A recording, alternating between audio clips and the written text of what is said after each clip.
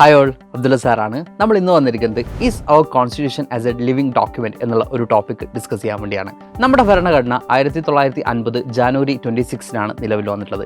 ഇന്ന് നമ്മൾ 2025 എത്തി നിൽക്കുമ്പോൾ 75 വർഷങ്ങളാണ് ഈ ഒരു കോൺസ്റ്റിറ്റ്യൂഷൻ പിന്നിടുന്നത് എന്ന് നമുക്ക് കാണാൻ സാധിക്കും. അതേ ഭരണഘടന തന്നെയാണ് നമ്മൾ ഇന്നും ഫോളോ ചെയ്യുന്നുള്ളത്. അപ്പോൾ നിങ്ങളുടെ സംശയം ഇതായിരിക്കും, 1950 സാമൂഹിക സാമ്പത്തിക അവസ്ഥയിലാണോ 2025 ഇന്ത്യ കടന്നു പോകുന്നത് എന്നുള്ളത്. അപ്പോൾ നമ്മുടെ ചോദ്യവും അത് തന്നെയായിരുന്നു, is our constitution as a living document എന്നുള്ളത്. നമ്മുടെ ഭരണഘടന കൃത്യമായിട്ടും കർത്താക്കൾ കൃത്യമായിട്ടും പറഞ്ഞ ഒരു കാര്യമാണ്, ഭരണഘടനയിൽ എന്ത് സാധ്യമാണ്, അമെൻമെൻറ്റ് സാധ്യമാണ്, അല്ലെങ്കിൽ കോൺസ്റ്റിറ്റ്യൂഷണൽ അമെൻമെൻറ്റ് ഓർ ഭേദഗതി നമുക്ക് സാധ്യമാണ്. ആർട്ടിക്കിൾ 368 ഭരണഘടനാ ഭേദഗതിയെക്കുറിച്ച് ചർച്ച ചെയ്യുന്ന ഭാഗമെന്ന് നമുക്ക് കാണാൻ സാധിക്കും. അപ്പോൾ നിങ്ങളുടെ അടുത്ത സംശയം ഇതായിരിക്കും, നമ്മുടെ ഭരണഘടന എളുപ്പത്തിൽ നമുക്ക് മാറ്റങ്ങൾക്ക് വിധേയമാക്കാൻ പറ്റുമോ എന്നുള്ളത്. നമ്മുടെ ഭരണഘടന അത്ര എളുപ്പത്തിൽ മാറ്റങ്ങൾക്ക് വിധേയമാക്കാൻ സാധിക്കില്ല. കാരണം നമ്മുടെ ഭരണഘടന റിജിഡ് ഓർ ഫ്ലെക്സിബിൾ ആയിട്ടുള്ള കോൺസ്റ്റിറ്റ്യൂഷൻ അല്ല. അപ്പോൾ അടുത്ത ചോദ്യം ഇതാണ്, എന്താണ് റിജിഡ് അല്ലെങ്കിൽ എന്താണ് ഫ്ലെക്സിബിൾ എന്നുള്ളതാണ്.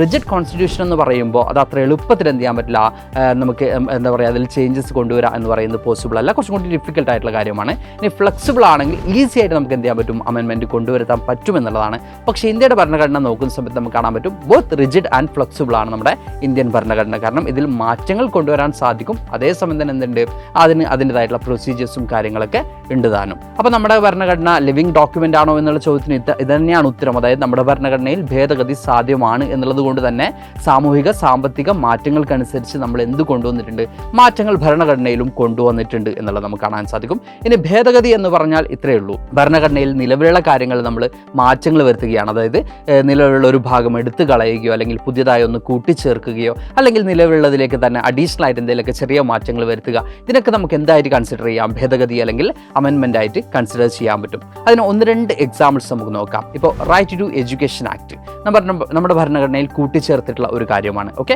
ഫ്രീ ആൻഡ് കമ്പൾസറി എഡ്യൂക്കേഷൻ ആണ് അതിലൂടെ എൻഷുർ ചെയ്യുന്നത്.